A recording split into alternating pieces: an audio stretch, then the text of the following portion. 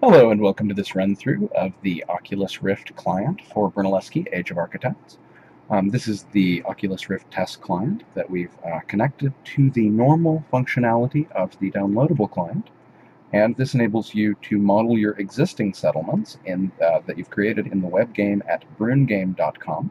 Brungame.com is always completely free for all players, and you can get started there at any time, leveling up a character, building a settlement, and just getting started with the whole Brunelleschi experience.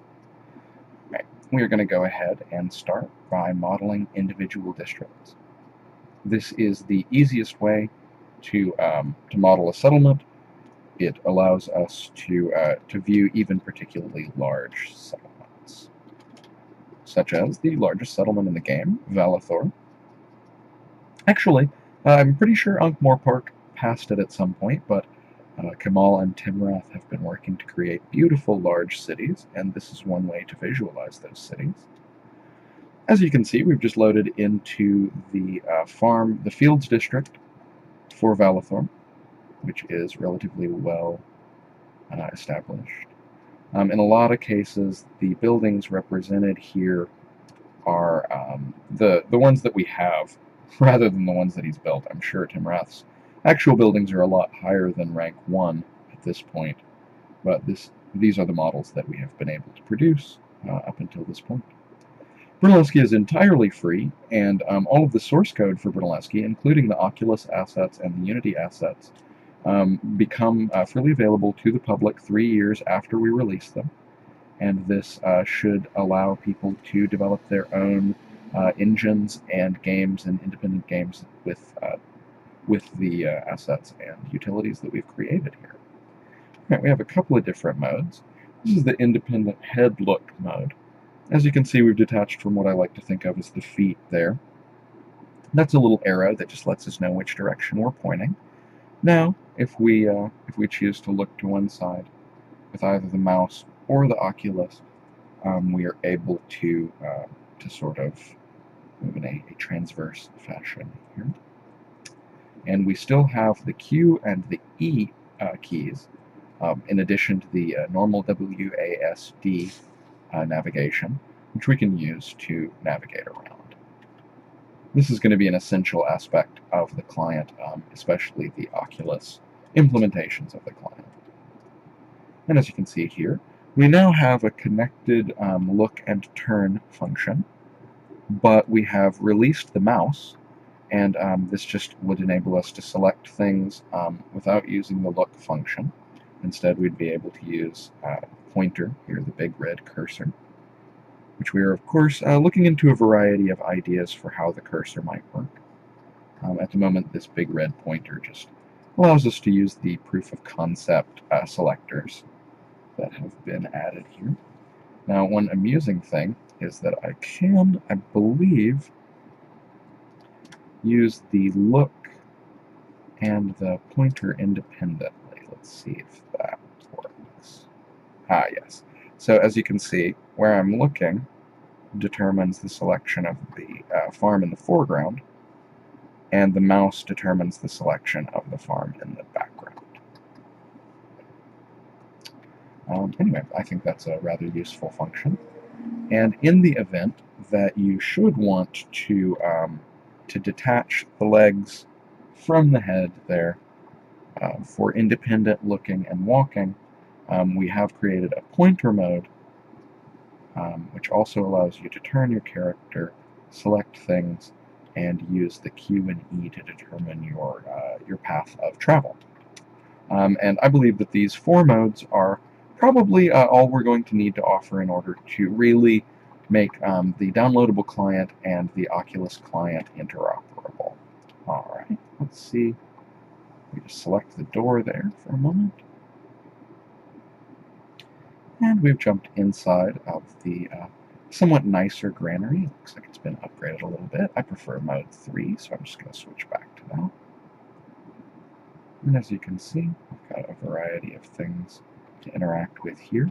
We're hoping to make the desk fully interactable and the map fully interactable, really allowing people the unique sensation of being able to control their settlement in this way. We're experimenting with ways to connect and lock the cursor to various objects, especially if they're being looked at the time. And just some other interesting things that you might want to do with the Oculus Rift. And we'll look outside for just a second. And here we go. So this is the new menu. The menu pops up here in your heads-up display. Obviously, it's big and bright right now so that we can experiment with this technology. If I tilt my head, it remains connected to the visual plane there. And as we turn around, especially in modes, say 2 or 4, it comes with us, and that can be useful if it's the method that we prefer. As you can see, we're still able to select buildings in the background, navigate around even with the menu open, and it just pops open and close with a simple M press there. And then we're just going to navigate around Timrath's lovely settlement here. I'm going to pop over to a rank 3 district. And considering, I don't know, I rather like the Temple district. So we'll just jump over there and see what he's built. Loading screen comes into focus for just a moment to let us know that we need to recenter our view. And then here we are in Timrath's Temple district of Valethor. It's really rather nice. Looks like he's got a spellcrafter built here. What is that? That's an emporium. The emporium must be where he's creating accessories for his hero characters. It's an essential part of any economy. Really looking forward to adding in the production controls that are available in the web game at brunegame.com to this interface. And let's see, looks like most of his buildings have been built on plots that are behind the Pantheon. We are looking to provide the district map functionality that you see here in the web game as well, really creating a contiguous feeling as you go back and forth between, say, the Oculus, the Android client, the downloadable PC client, and the web game. Just a real feeling of coherency and consistency, so that your settlement really feels like something that you own and that you've created personally. Since these settlements are large and relatively difficult to manage, whoa, this is a tiny room. Since these settlements are difficult to manage, you'll definitely want to get some friends. Ideally, each of the members of the settlement would have their own office here, or each of the ministers of the settlement would have their own office here, somewhere from which they could conduct business. Once we're truly able to represent the three-dimensional avatars and the multiplayer aspects within the Unity client, it'll be really interesting to see meetings conducted and, parliamentary procedures or autocratic rulership, holding court, really whatever people want to do with their settlements. We are entirely in favor of. Again, you can see the map there just showing that the majority of the plots here are empty. And we have managed to put in both some original art. This art was created by volunteers back during the first push to get the game crowdfunded and created back in 2009. And we've also attempted to incorporate some art from the time period, which we think is really appropriate just to enhance the cultural theme. Our initial cultural offering is Renaissance Italian, sort of Northern Italian, Florentine. But if the game is successfully funded via crowdfunding mechanisms, that would give us the resources to purchase assets and architecture from a variety of different cultures.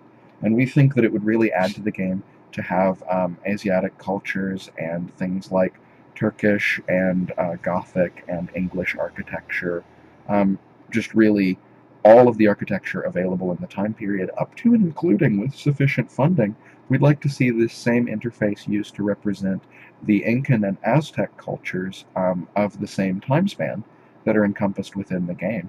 And we're really hoping that crowdfunding will enable us to reach out in a lot of ways that we haven't been able to just on our own with no funding. Anyway, real quick, we're just going to pop over to the inner courtyard.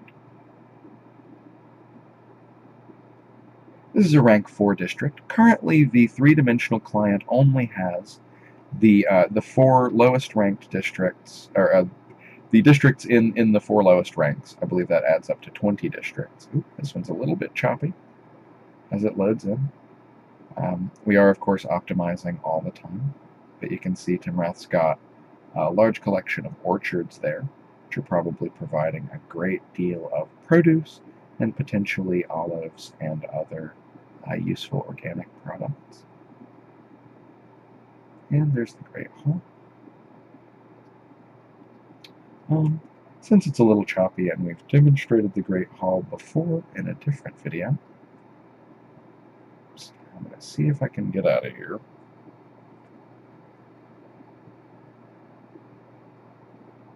It's a little choppy with all these assets.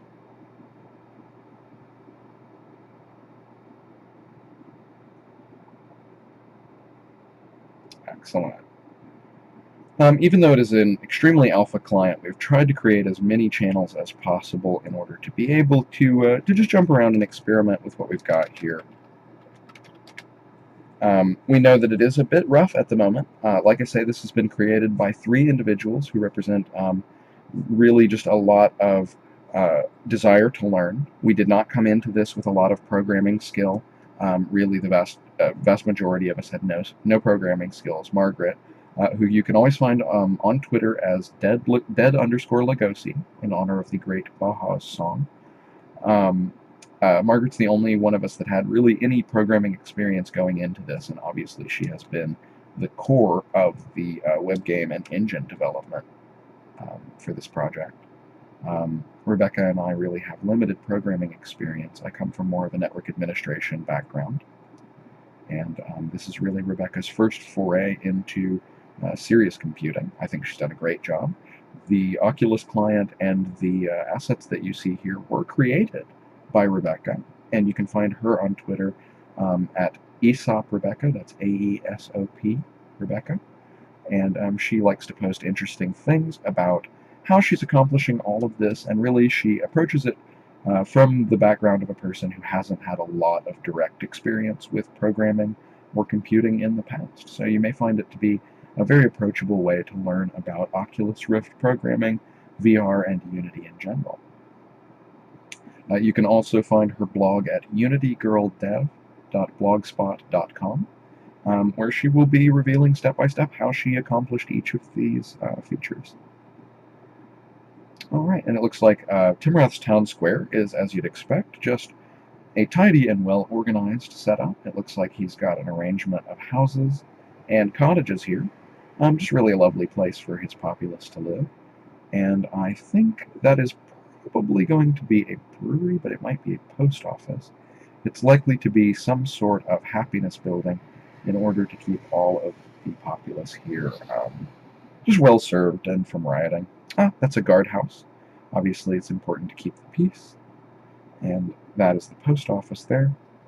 And he's got a lovely fountain to keep their health and happiness, at a decent level, so that they will be happy to reside in Valethor and work in his factories and harvesting facilities.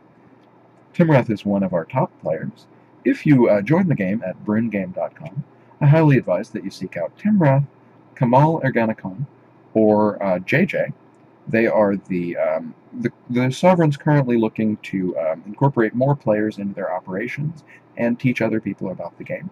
We really appreciate all of the players at brungame.com, and we hope that you will join us there. Really quickly, we're just going to go into the courthouse here. And you can see that all of Rebecca's work over the months in terms of asset creation is really paying off doubly here, as we're able to use these for the normal downloadable client and the Oculus client. We will also likely be able to use a lot of these assets in the higher-end Android client that we're going to be creating for, Tegra tablets and just things with the processing power to render some of this 3D. Anyway, thank you very much. I know this has been a long video, and I really appreciate your watching. I hope that you will join us at brungame.com or join our Rocket Hub campaign.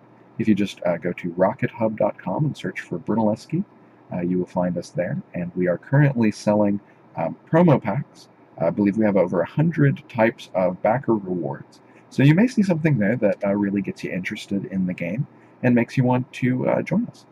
So, thanks again.